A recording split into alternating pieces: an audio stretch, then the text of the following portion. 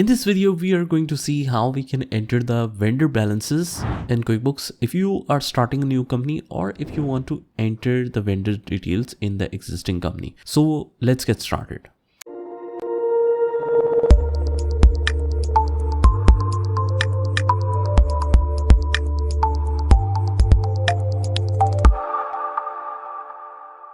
In the last video, we have entered the customers and their balances, but I haven't shown you the control account total balance. So I'll just head over to the home tab from here and click on the chart of accounts.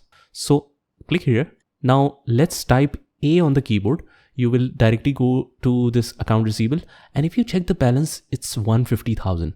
So if we double click on it, you will notice that it's coming from the opening balances of the individual customers. That's great. So this is how it's automatically updated. Now let's do the same for vendors, and we only have 2 vendors and the procedure is exactly the same.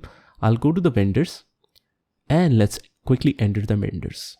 First vendor is Daniel and the balance is 100,000 as of 1st of January 2024.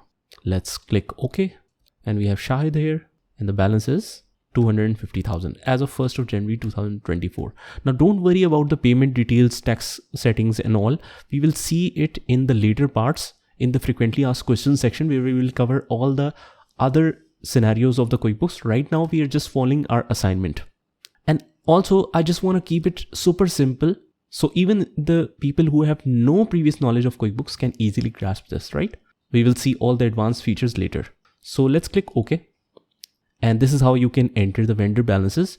Now the corrections method is the same as we did for the customers. I'll just go to the home tab and check the accounts payable balance now.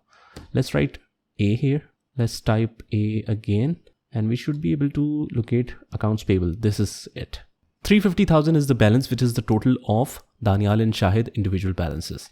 So guys, this is how you can enter the customers and the vendor balances. Now are both of the debtors and creditors are updated in the trial balance. Now we just need to enter the stock, which we will see in the next one.